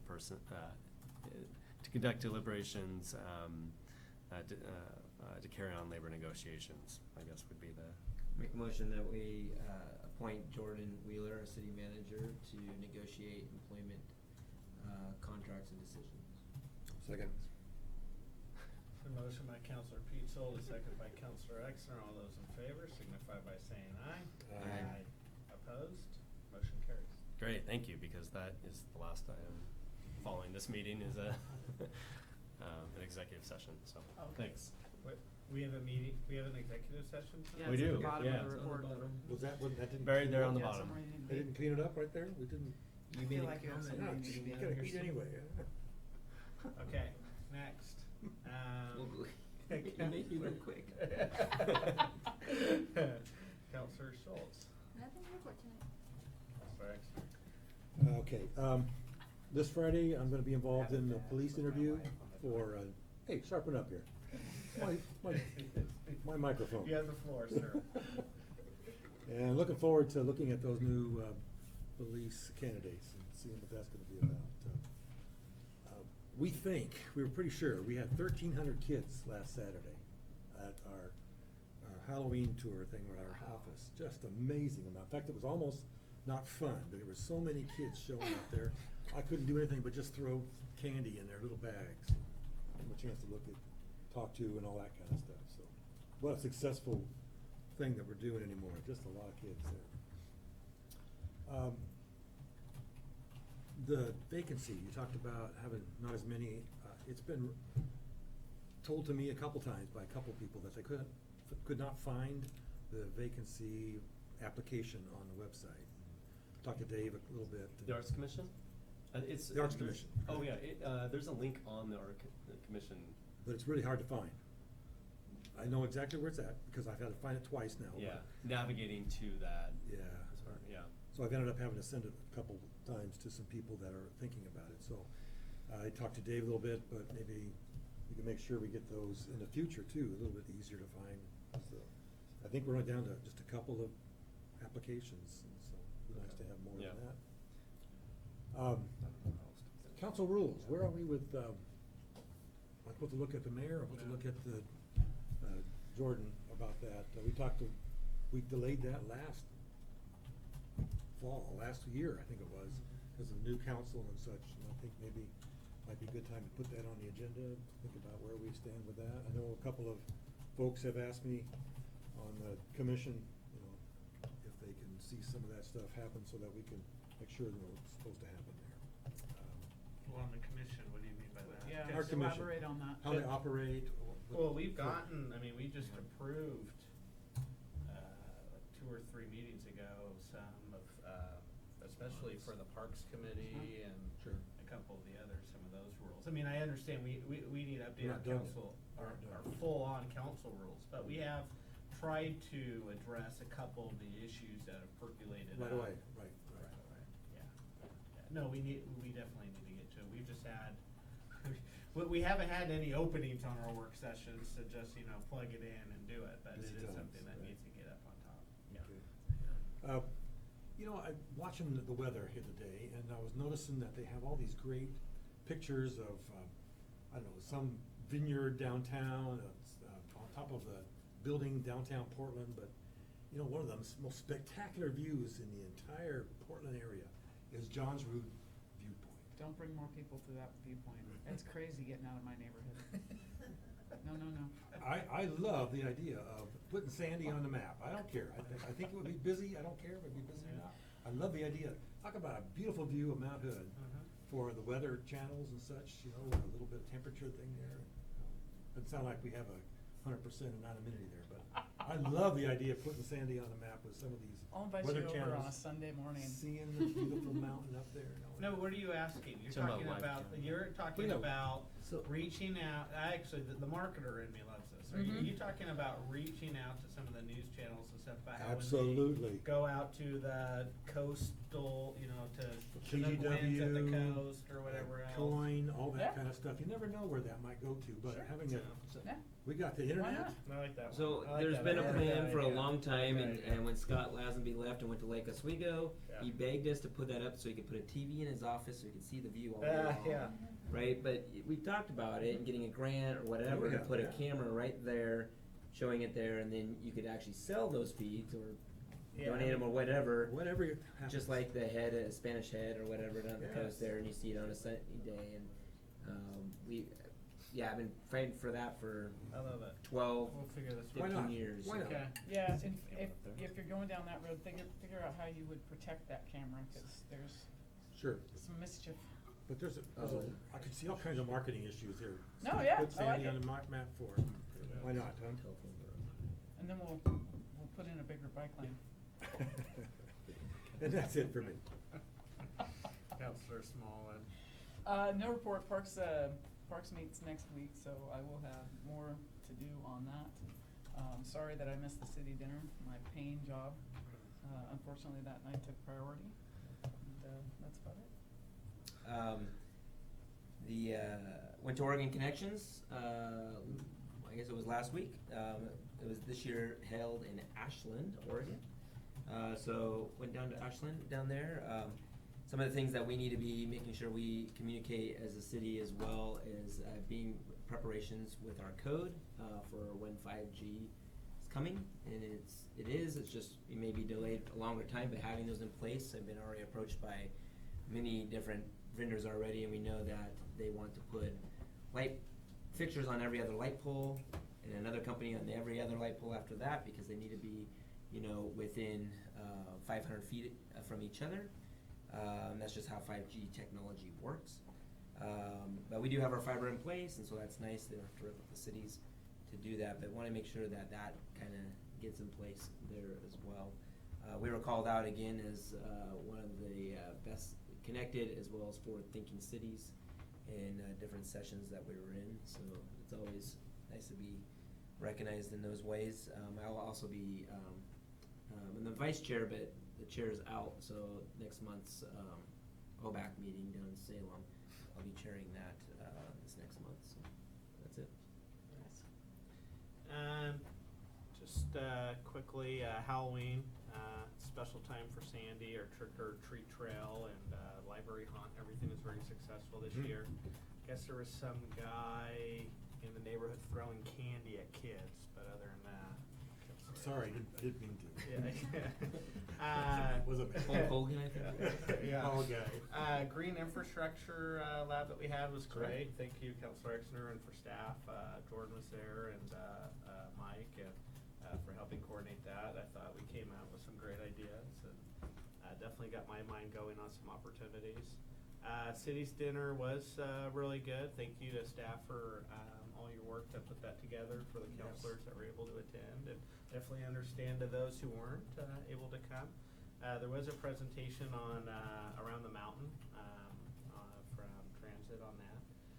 So there's going to be some things, I think, as that kind of progresses, some really exciting opportunities, but some things that, as far as our city participation in that we're going to have to think about and contemplate, and some real neat opportunities there. Councilor Pete Solds kind of sent out to some of us working on the economic development stuff about Bent Shovel Brewing having taking a look around in rural Clackamas County for a location. I had an opportunity to have a phone conversation with the owner there, and They're in Oregon City, right? yes, out in the outskirts of Oregon City. Redland or Yeah, whatever. Or somewhere. yeah. And David Snyder's been working hard with them and trying to put them in touch with some different property owners and stuff here. So trying to roll out the red carpet for those guys. It could be kind of some good synergy with some of the breweries that we have right Are they now. looking to buy, or are they build a building, or buy a building at all? Yeah, we can talk a little bit offline on that, but I think they're just looking to get out of their current situation. Not out of it, it's just they're kind of in a Too busy. residential area. They're just too busy with traffic coming in now. So they'll contemplate a tap room to kind of get going and leave their brewery in operations where it currently is, or Okay. they're open to moving it all together. Oh, So, okay. yeah. Yep. Election. There's an election tomorrow. Not much going on here in Sandy, but whenever Metro's involved, they could be buying parks out here. So you never know. We'll see how that goes. And then I just wanted to bring up here the bike lanes presentation that we had from ODOT. So my personal take, I'll be looking for everybody's take on this, is my personal take is we got to get better biking opportunities for our residents. I think that as a community, everything we're trying to do off of Pleasant Street and everything else, we could really, where our neighborhoods sit, our trails, how they're popping up, I mean, really some good opportunities for our citizens is biking. I am concerned though, some of the things that I heard a lot of our businesses do utilize street parking. And it's just, even in my short-term time as mayor, it's come up several times for some different business owners. So we're gonna wanna be thinking about street parking ramifications, how to deal with that, alternatives for street parking as we think about this. And as I think our planning department they had a work session, they've been meeting with our planning commission about some parking requirements in our downtown. There's gonna be some changes possibly coming with this that we'll wanna be weighing when making those decisions. What were your guys' thoughts on it? I think ODOT wants to hear from us. I was real impressed. I'm glad Jeremy brought it up, is that short chunk of highway where they slid out. I think that's a real dangerous piece. I'm disappointed that the ODOT didn't put something in there, a sidewalk of some kind, and it's just gonna be a real tight piece. I think there's some issues there. And I think that we need to focus on finding a way to combine the parking and the bike lanes in there because of the places there by Suburban and the clinic. Those are gonna be hard places to put people in different locations there. Doing it on industrial lane, there's already people parking there, and you got turnoffs between the clinic and I think it's the propane place, and then the corner. There's just a lot of things going on in that industrial lane turn. I couldn't stop thinking about the food carts with phase 2 of that Oh, as they yeah. continue down. Yeah. You know, Well, though, it's oh, sorry, Beth. No, go ahead. No, you.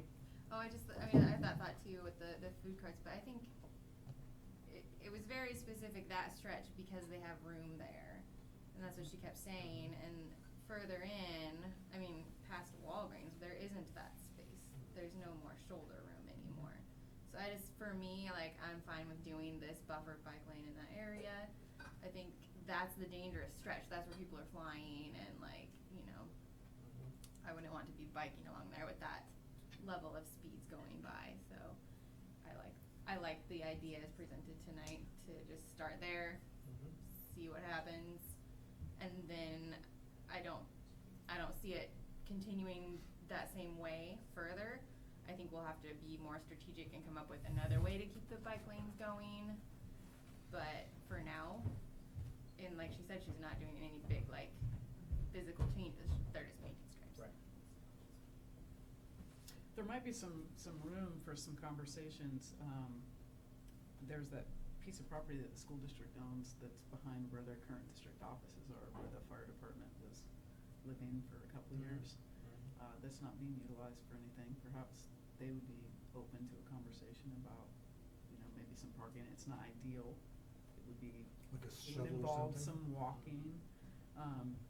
But it's, you know, it's an idea. Yeah.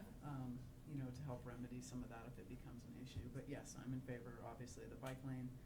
You know, I think all of our goals, as we discussed over the course of the year and getting to know you guys, is, you know, to definitely sell the outdoor concept of Right. this community. And so I think that goes hand in hand with that. So, yeah, that's my 2 cents. So I look at it a couple different ways. It kept on saying the Safe Schools Act, in which I followed at C4 for quite a while, and knowing that, I think one of our biggest hurdles in our town is Highway 26. It's kind of like having a railroad in town. You can't get from one side to the other very easily, and in our highway, you can't get to one side for the other. So I was hoping to come out of this hearing more about not only up and down, but how do we get north and south, because that's just a huge detriment to our community. But beyond that, that's not what they were here to talk about. They were here to talk about just a specific thing they laid out on the map. They even said, you know, we weren't even going to come to you, but it was suggested that we should.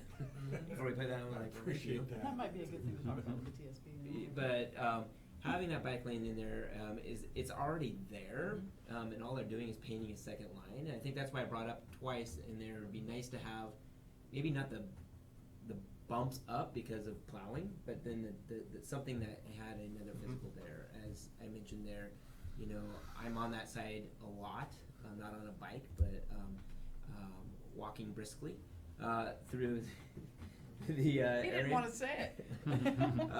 You know, and so it is nice to have that there. My concern is from the economic development side of things, of businesses that have already accommodated that and how they get around that. Sure. They forgot. I was looking up on the map and I knew it was farther from University to Bluff. It's not just, they mentioned the one business there, but you have a lot of homes there too, and I know that they do park on there. In some ways, it's nice if they didn't, because it adds blind spots for when you're coming out of the. I don't think anybody parks on that. I know where you're talking about. You're talking there from Tollgate to University. Oh yeah, they park there, because I run by them and I have to go around them. I Oh, park really? there. I'm sorry, I used. You running. park there? With my pickup, I won't park with my car. Well, look at you. Yeah. Huh. Well, that's only because you saw Jeremy briskly I'm walking. putting That's the what it was. door out, ribbons it out, so somebody drives But- by, walks by. So but this reminds me of, right when I first got on council, was the Gateway Project. And I'd love to bring that Gateway Project back up, because it added a bunch of things that they said they wouldn't do before, which is kind of funny. Which would be a great thing to, because I'm probably the only one that has seen this besides Mike in the room, is this Gateway Project. It's a beautiful project, and it would be great for our community. But I think I'm definitely for it. I would ask that we probably recommend having those divoted things there to give not Sure. only a painted line, but a physical feeling of like separation. So, Jordan, I think consensus is that we like it, we wanted to move forward with it. I'd like to know now that we've given that though, some more defined timelines so that we Mhm. can set expectations. And then, I'd like to see us, either us do it or talk to them about doing it, or us do it together. We've gotta start dialogue with those property owners, business owners, so that they're not caught by surprise with it. Could, this comment, Yeah. I've only been on the council for about 9 years now, and it just seemed like, I think I've had maybe 3 or 4 of these meetings where ODOT has come to us to tell us what they're gonna do to us. Kind of a thing, you know, like, just like tonight, they kind of said it was not required, but they just thought they would do it anyway, just to please something else going on in their minds. But I would like to see them and us maybe interact on a regular basis, maybe annually or biannually or something like that, just to talk about the projects that are or are not going on. We've got that money came in from the legislature, you know, where are we with those kind of planning, the signaling and all that sort of. I think it would be well worth it for us to interact with them. I agree.